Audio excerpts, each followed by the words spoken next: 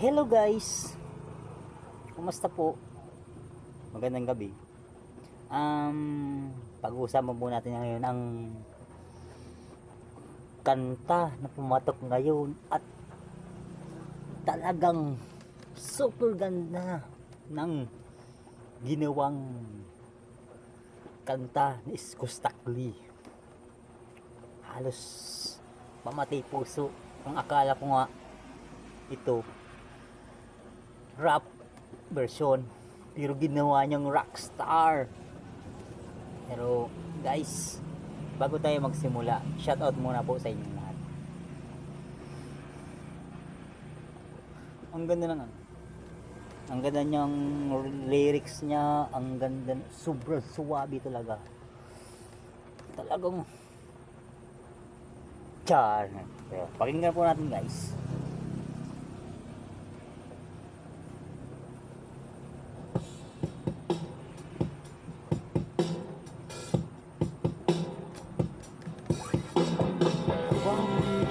Sobra ganda ng tunog niya. Talagang makaka-react ka talaga.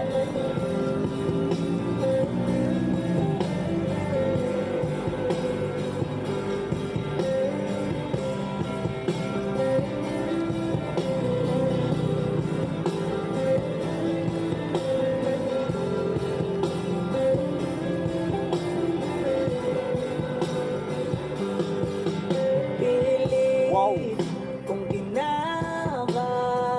Tagos sa puso na bumangon na isa sa kama. Tagos sa puso. Kahit ginawa ko ng tubigang alak, di ko madama. Isipin mo, ginawa na yung alak maging tubig. Ano kasi nangyari? Ay, sige, ulitin natin. Kung sakali na magbago ang isip mo, Oh! ako'y lagi lang namang nasa gilid mo. Wow! Sobrang smooth ng kanta niya. Alam kahit na anong pilit ko, ako'y di mo nakikita.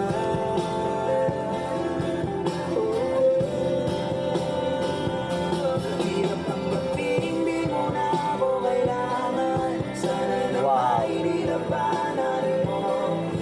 Sobrang ano niya sa puso talaga. Pag kinakanta na Isko Stakli. Ngayon lang ako nakarinig ng ganitong kanta. Isipin mo, rapper, kumanta siya ng may pagka-rockstar. Ang lakas ng dating, di ba?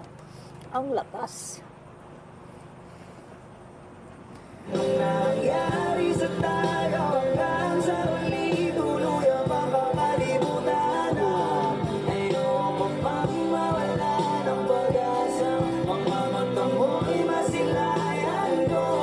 At kahit ano pang gawin kong pagkukunwari, di na ba nakalimutan na ang kalimutan ka. So, ganun lang kasi nangyari. Siguro po, nakanta niya tong kantang to dahil sa nagpabaya siya. Ganun. Hindi naman siguro. Lahat-lahat naman tayo nagkakamali, di ba? Pero, kung ako naman ang tatanungin, ang ganda naman ng pagkakagawa ni Isko Stakli ng kanyang kanta. Hindi ko lang ma-sure kung ano ba talaga nangyari. Yun lang ang hindi ko ma-sure. Pero para sa akin, tago sa puso yung kanta niya eh. Lalo sa part nito. Walang ibang mapagsabi, Oh, balikat ko'y tinatabi.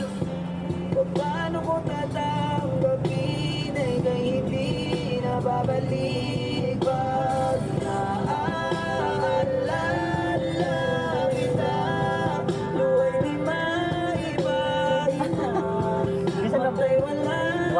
sa ganitong sounds.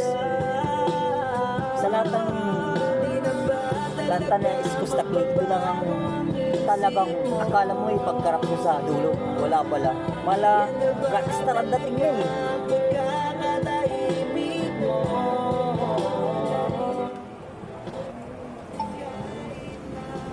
bang gawing pilit ko, ako'y di mo na makita.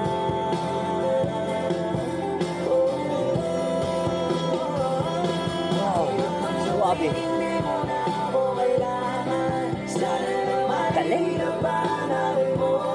Anong nangyari sa Galing. tayo hanggang sa mali? Tuluyan bang makalimutan na? Ayoko bang mawala ng pag-asa? Mga mata mo'y masilayan Ang galing. ko. At kahit ano pang gawin kong pagkukunwari, di na ba nakalimutan na? Nakalimutan ka. Pero para naman sa akin, nakamove na ako. Atcha. Pero sa point kasi na to, dapat kailangan natin yung i-adjust natin ng sarili natin eh. Hindi tayo nakadepende dapat sa mga na bagay. Siguro, kinanta to ni Iskostakli dahil sa nagsisisi. Hindi ko alam kung nagsisisi or ano, basta pakinggan ko ulit natin.